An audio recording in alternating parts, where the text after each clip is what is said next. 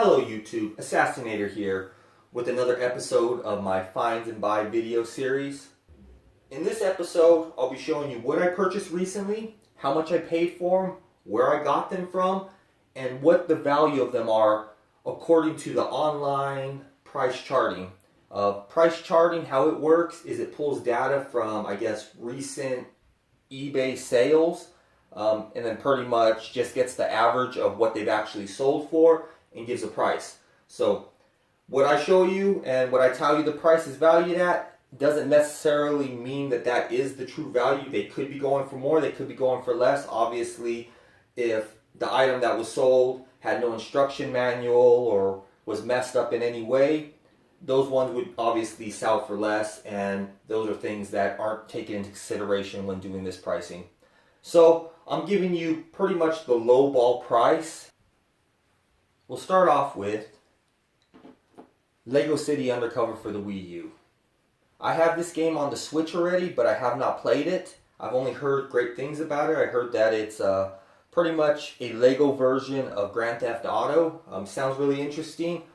Hopefully I can get around to playing it on the Switch, but time-wise, I just don't really have it right now, so I'm not sure I'll ever really get around to playing this game. But sounds interesting. I am collecting all the Wii U games, or at least trying to. So this makes it, I believe, my 5th Wii U game. I do have Zelda Twilight Princess, Zelda Wind Wakers, Wii Fit U, and Terraria. So now I got my 5th game. The 6th Wii U game in my collection is Lego Batman 3 Beyond Gotham. I have not really played very many of the Lego games. I did when they first came out, like the Lego Star Wars for the 360. But since then, I've ran out of time to actually play most of them. But they are actually fun games. I do enjoy when I do have time to sit down and play with my son these Lego games, because he actually enjoys playing them. They are great games. I like the writing in there. They're just hilarious. I mean, they're different takes on the actual movie franchises when you actually watch them, like the Lego Jurassic Park. They have their own goofiness to them, which make them really enjoyable. But I picked these up for $5 total, which are about $2.50 each. The Lego City Undercover, that game goes for about $12. That's the estimated value. And the Lego Batman 3 is about $9. So I got these at a really good deal. I would say that price is about a quarter of what they're valued at. The thing is, with these, I didn't know, because games nowadays don't really come with manuals, so I didn't know that there were some inserts with these.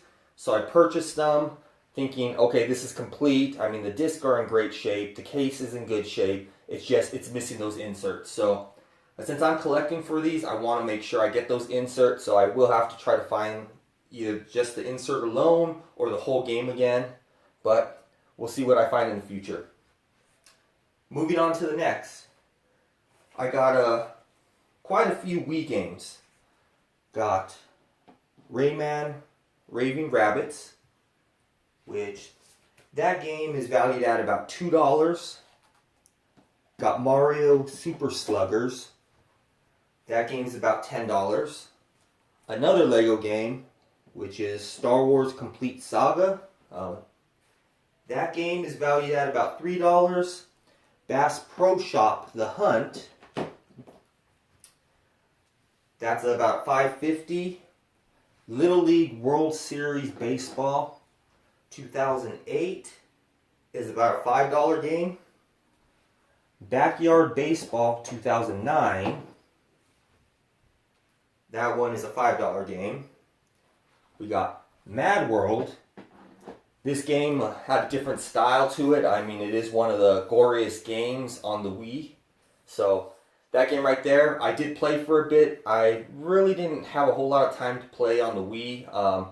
So I had played it over a friend's house. It was cool. I mean, just the things you can do, pick someone up, throw them into the spikes. I mean, it was a different game. The art is great. It's not valued that high, and I guess, people didn't really care for the game because it wasn't really a big seller. That's why we don't see a part 2 or anything like that. But overall, I actually enjoyed it. That game is $6. Avatar is a $5 game. And then we got Ratatouille, based off the Disney movie. And that game is about worth $5.50. So those are my Wii games that I purchased. And along with those Wii games, I found some GameCube games. So we got 4x4 Evo 2, Disney Cars,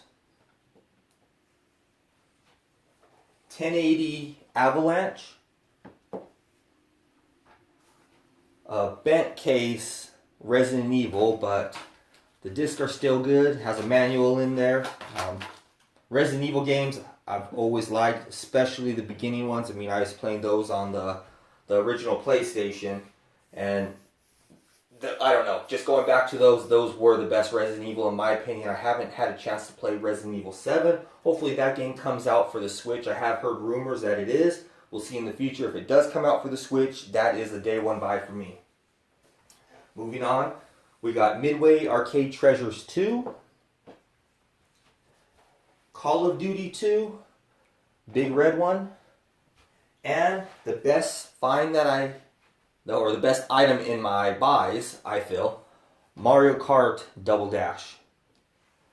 Now, the thing about this buy, when I had went and picked up the Lego games for the Wii U, the person had told me, oh, you're into collecting, because we were talking for a bit, why don't you go check out these secondhand stores? So he gave me an address for 2 of them. I went and I checked them out. These were all the Nintendo games, which are Wii and GameCube.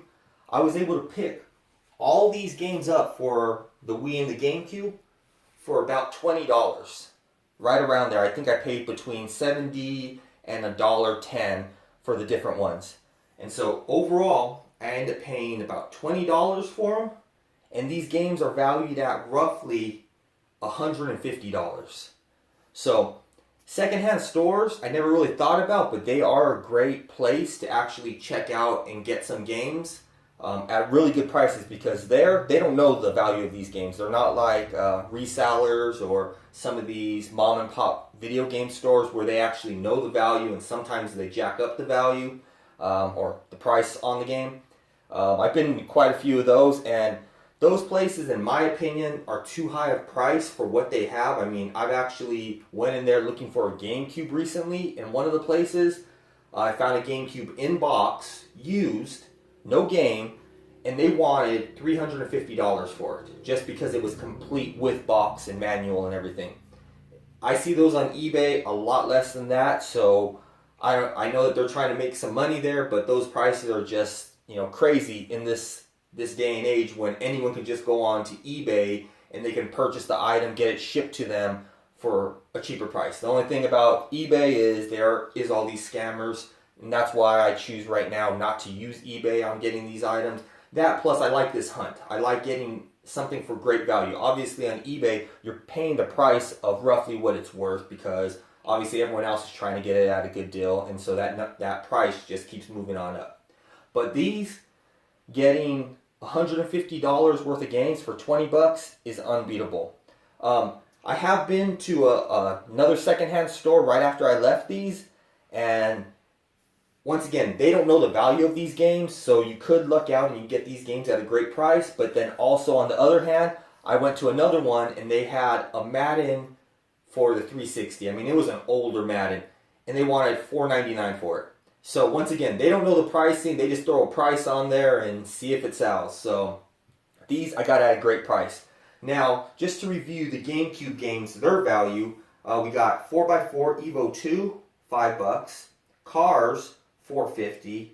1080, so the snowboarding game, for $6. Resident Evil, probably in better condition than this one, even though the discs are in good shape. It's just the case and the cover sheet that's messed up, but it's valued about $9. We got Midway Arcade 2, $13, and we got Call of Duty 2 for $4. And the last game that I found, which was the best purchase, is that Mario Kart Double Dash in great condition with manual and everything, and we're looking at that game's value about $41. So overall, I mean, that game right there, paying 20 bucks for that would have actually been worth it.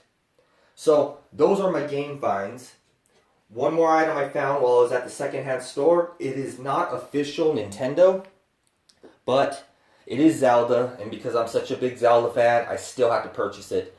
I believe this is a envelope cutter, because these blades come out,